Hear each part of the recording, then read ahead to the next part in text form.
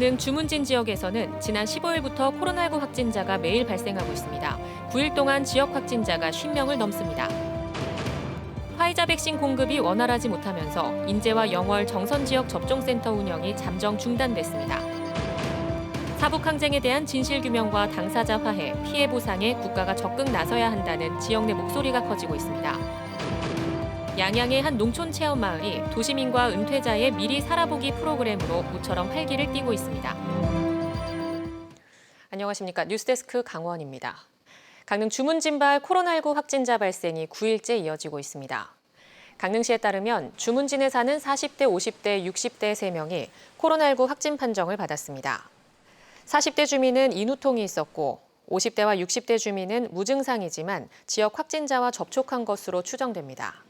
또 주문진 확진자와 접촉한 40대 강릉 시민도 확진 판정을 받았습니다. 한편 원주에서는 지역 공군부대 50대 군인이 동료 확진자와 접촉한 뒤 확진 판정을 받았고 춘천에서는 확진자의 접촉자가 확진됐습니다. 화이자 백신 공급이 원활하게 이루어지지 않아 인제와 영월, 정선 지역 접종센터 운영이 잠정 중단됐습니다. 강원도에 따르면 이들 지역에서는 당분간 화이자 백신 예약 접종은 이루어지지 않고 노인과 장애인 시설 등을 대상으로 한 아스트라제네카 방문 접종만 진행되고 있습니다. 강원도는 배정된 백신 물량을 확보해 홍천과 철원, 화천, 양구, 횡성 지역 접종센터는 예정대로 29일에 문을 열 예정이라고 밝혔습니다.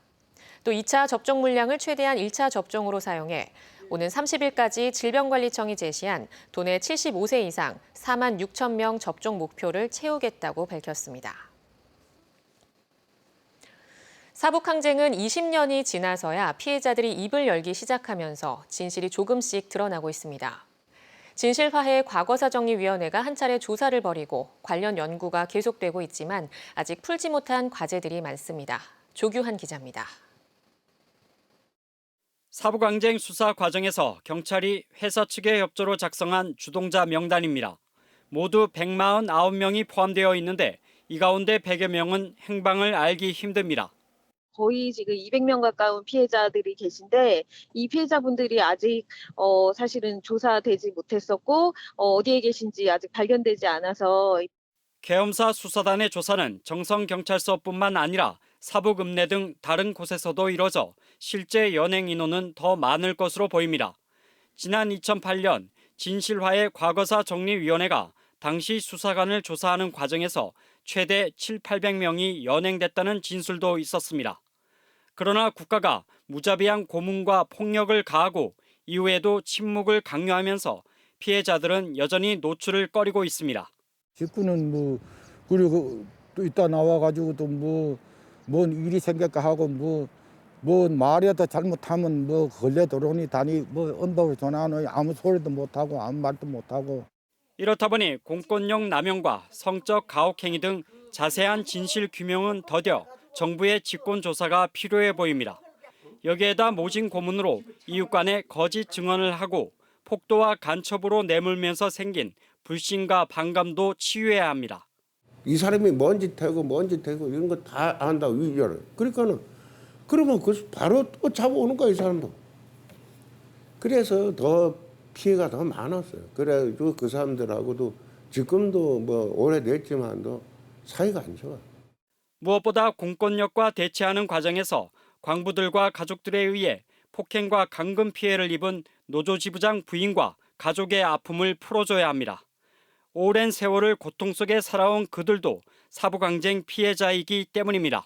노조 지부장 가족들도 마찬가지인데 계속해서 느끼는 증오와 분노가 아무 데서 해소가 안 되니까 여전히 이게 사건에 대한 실체 규명에 방해가 되고 있거든요. 화해도 안 되고.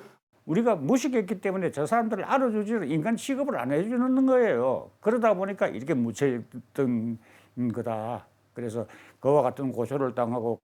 MBC 뉴스 조규환입니다. 귀촌을 계획 중인 도시민과 은퇴자들을 위한 미리 살아보기 프로그램이 양양에서 운영되고 있습니다. 코로나19로 체험객이 줄어든 마을은 새로운 돌파구를 찾고 귀농 귀촌 희망자들은 지역을 보다 잘 이해하는 기회가 될 것으로 보입니다. 박은지 기자입니다. 백두대간 구룡령 산자락 아래 황룡이 머무는 형상을 닮았다는 황룡마을. 황토로 만든 마을 한옥펜션이 공무원 은퇴자들의 공동체 마을이 됐습니다. 바쁜 도시와 일터를 떠나 양양에 도착한 은퇴자들은 3개월간 마을에서 휴식하면서 노후를 계획할 수 있습니다. 바쁘게 살다가 이 양양에 오니까 너무나 좋습니다. 이 맑은 공기, 또 아름다운 새소리, 저 뒤에 흐르는 물이 얼마나 깨끗한지. 황룡마을은 공무원 연금공단과 협약을 통해 상하반기 3개월씩 은퇴자 숙소를 지원하고 귀농귀촌 생활을 미리 겪어보는 마을 체험 프로그램도 실시합니다. 지난해부터 코로나19로 학교 체험학습이 전면 취소되고 개별 관광객도 줄어 침체됐던 마을에는 모처럼 활기가 돌고 있습니다. 이게 전문 지식을 갖고 있는 분들이 마을에 여러 분 계세요. 그분들이 실제 경험하고 실제 그 사업을 하시는 분들을 통해서 체험을 하시는 거라. 은퇴자뿐만 아니라 양양에서 살아보기를 원하는 도시민들을 위한 프로그램도 운영됩니다.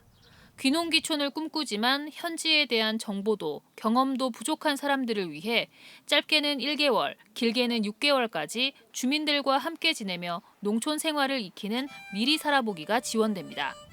일손 돕기에 참여하면 월 30만 원의 연수비까지 지원받을 수 있는데 5팀 모집에 70팀이 신청할 정도로 경쟁이 치열합니다. 농촌에서 거주하면서 일자리하고 또 생활 등을 체험하게 하고 또 주민들과 교류할 수 있는 기회를 제공해서 앞으로 성공적으로 정착할 수 있는. 코로나19로 인해 관광이 크게 위축된 농촌 체험 마을이 도시민, 은퇴자의 정착을 돕는 미리 살아보기로 재도약을 꿈꾸고 있습니다. MBC 뉴스 박은지입니다. 주차난이 심각한 오래된 아파트에 화재가 발생하면 소방차 진입이 어려운 경우가 많은데요. 긴급 출동에 방해가 되는 주정차 차량을 강제로 이동할 수 있도록 지난 2018년 법이 개정됐습니다. 그런데 실제로 가능한 일인지 소방관에게 직접 확인해봤습니다. 김상훈 기자입니다. 아파트 단지 안 소방차 전용 구역에 빈틈없이 주차된 차량들. 소방차가 아무 조치 없이 진입하기는 어려웠습니다. 이때 차량을 밀어내는 강제 처분이 가능할까?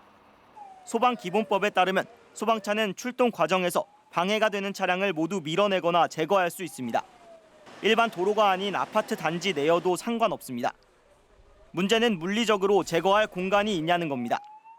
하늘에서 내려다본 아파트 주차 공간입니다. 한 대를 밀어내려 해도 연달아 주차된 차량에 여유 공간이 없습니다. 아파트 같은 경우에는 주로 주차를 길게 줄을 서서 하기 때문에 한 대를 밀어도 그 다음 차가 있고 다음 차가 있기 때문에 별 효과가 그렇게 크진 않다고 봐요. 차량을 밀어내는 장비가 따로 없어 강제 처분 과정에서 소방차가 손상될 수도 있습니다. 소방차는 구조와 진압, 개폐 장비 등 각종 장비가 설치된 특수 차량으로 종류에 따라 수억 원에 달합니다. 결국 소방차로 차를 밀다 장비가 손상되면 정작 화재 현장에서 소방차를 활용하지 못하게 됩니다. 소방관이 느끼는 심리적 부담도 큽니다. 불법 주정 차량에 대해서는 보상을 해주지 않아도 되지만 법적으로 노후 아파트는 소방차 구역에 대한 소급 적용이 안 돼 불법 여부를 따지기 어렵습니다. 거기에 각종 민원까지 생각하면 소방관이 강제 처분을 강행하기 어려운 구조입니다. 실제적으로 강제 처분을 한 경우는 하나도 없다고 저도 알고 있거든요. 출동을 했는데 그런 경우가 생겼다. 그러면 이거를 해야 될지 말아야 될지 좀 망설여지게 될 것 같습니다. 소방차가 아파트 화재 현장에 접근하지 못하면 큰 인명피해가 날 수 있습니다. 하지만 전문가들은 현재로선 마땅한 방법이 없다고 말합니다. 소방활동을 할 수 있게끔 시민의식이 더 고양돼야 되지 않겠느냐. 그 이외에는 특별한 대안이 없다. 현 시점에서는. 지난 2017년 29명의 목숨을 앗아간 충북 제천 화재. 그 후로 소방법은 강화됐지만 현실은 크게 달라지지 않았습니다. MBC 뉴스 김상훈입니다.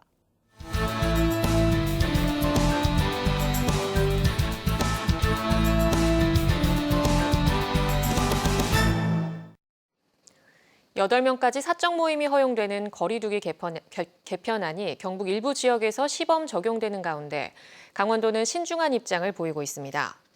중앙재난안전대책본부에 따르면 경상북도는 오는 26일부터 일주일간 12개 군 지역에 거리두기 개편안 1단계를 시범 적용해 8명까지 사적 모임이 가능하도록 했습니다. 이에 대해 강원도는 강원 지역은 수도권과 가깝고 최근 타 지역 상춘객 방문이 증가하고 있어 개편안 시범 적용은 검토하지 않고 있다고 밝혔습니다.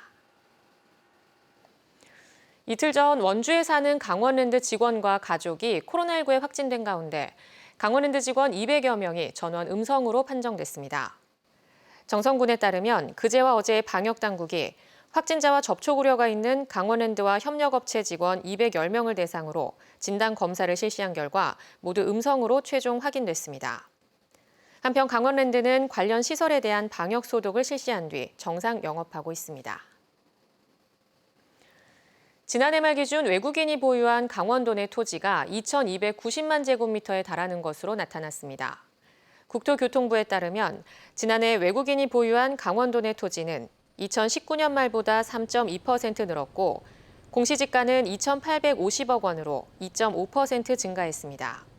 이는 경기 전남, 경북에 이어 많은 순으로 국내 전체 외국인이 보유한 토지의 9%에 해당하는 것으로 나타났습니다. 강릉시가 2026 ITS 세계총회 유치와 7번국도 대체 우회도로 개설 등에 대한 정부 지원을 요구하고 나섰습니다. 김한근 강릉시장은 오늘 국토교통부를 방문해 ITS 세계총회 유치 지원과 7번국도 대체 우회도로 개설 등에 대한 추진 상황을 공유하고 정부 차원의 지원을 요청했습니다. 이어 산림청을 찾아 산악마라톤 코스와 짚라인 등을 갖춘 국립산림레포츠단지 조성에 관한 지원 여부를 논의했습니다. 양양국제공항을 거점으로 하는 플라이강원이 7월부터 양양 김포 노선 운항을 재개합니다. 양양 김포 노선은 금요일과 일요일에 주 2회 운항하며 양양에서는 오후 2시 10분, 김포에서는 오후 3시 40분에 출발하고 비행시간은 1시간이 걸리지 않습니다. 강원 뉴스 마칩니다. 고맙습니다.